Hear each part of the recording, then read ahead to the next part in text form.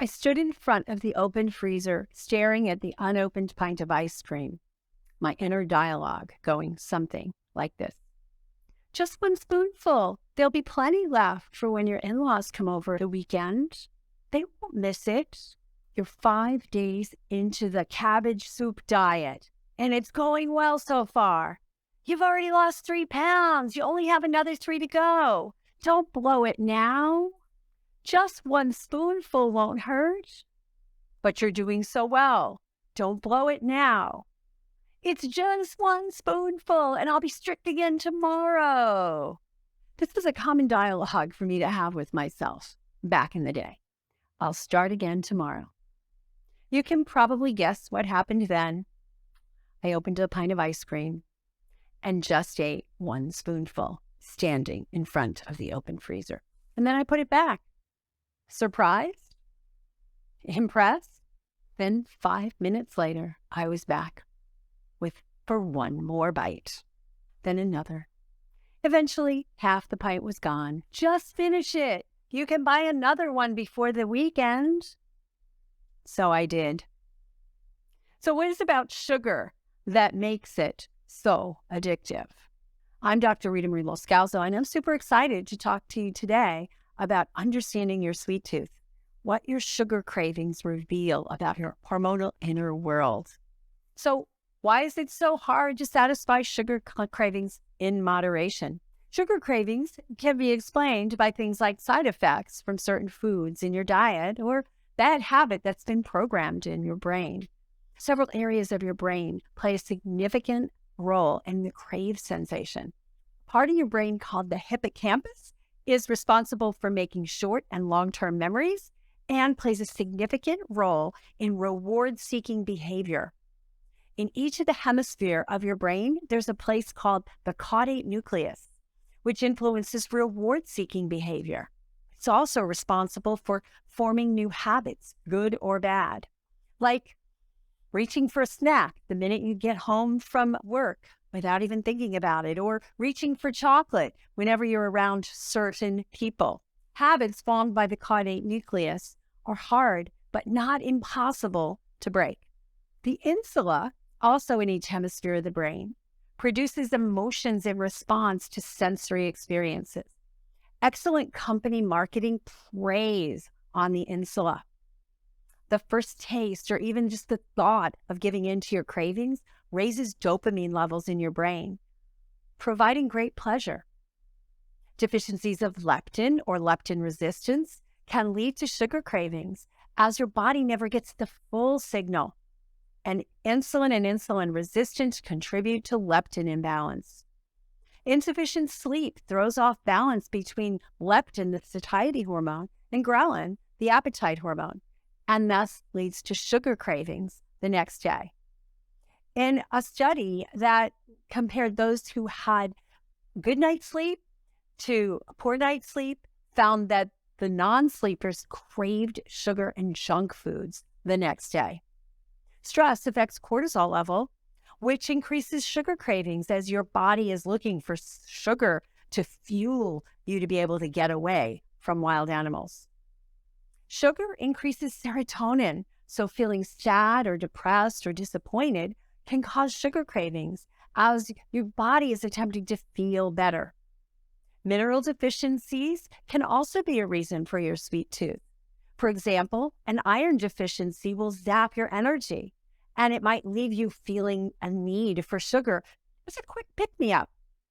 Chromium and magnesium are important minerals for helping the insulin get sugar into the cells. So without enough of those, sugar cravings can happen. Several of the minerals help maintain hydration status, and excess thirst can be misinterpreted as sugar cravings. Many minerals are related to carbohydrate metabolism. So in the state of lack of these minerals, you might be experiencing abnormal reactions to the thought, the sight, and the smell of something sweet. Low protein and high carbohydrate intake can lead to sugar cravings, as can too little fat. Both fat and protein trigger the release of a hormone called cholecystokinin, CCK for short, in your gut. CCK reduces appetite and hunger and the desire for carbs. So a very low fat or low protein diet is likely to lower CCK. And with less CCK to reduce your intake of carbs and food in general, you want more. Low CCK from a low-fat diet contributes to a low-carb fat seesaw, up and down and up and down. Sugar, fat, or a combination of the two promotes the release of beta endorphin, which blocks the effect of the brain's satiety center. Satiety makes us feel like we've had enough food and we don't need more.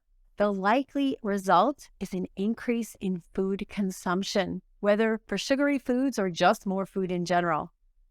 Appetite may feel out of control, and it starts with sugar. Animals become accustomed to a certain level of brain opioids, and when fat in the diet is decreased, they may have a reaction of lower opioids, and they come into a place we call withdrawal. So a low-fat diet not only decreases CCK and its hunger-reducing qualities, but the less opioid production leads you to want more sugar on a low-fat diet.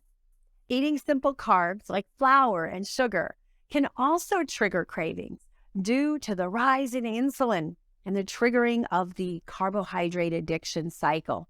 We start with high glycemic foods that trigger insulin. The cells develop insulin resistance. The excess insulin that's produced leads to issues with other hormones and can cause hypoglycemia.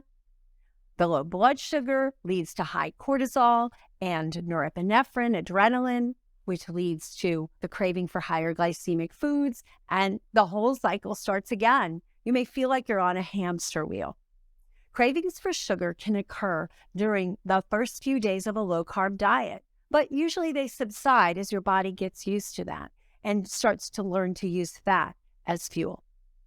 Even research on artificial sweeteners has shown them to contribute to sugar cravings and to overeating because the satiety signal is not sent to the brain.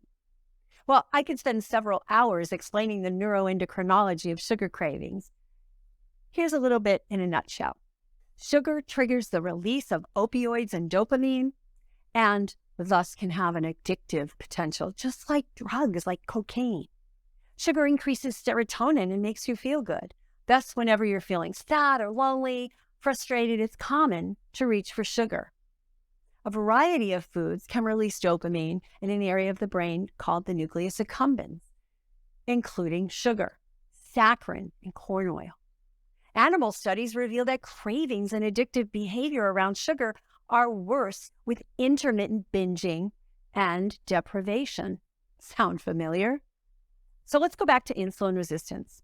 Insulin-resistant muscles don't allow glucose to enter the cells. The glucose then ends up being transported into fat cells, and cravings for carbs and sugar can result.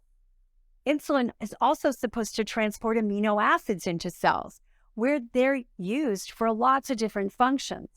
And a top priority for using amino acids is for making brain chemicals, neurotransmitters like serotonin and dopamine.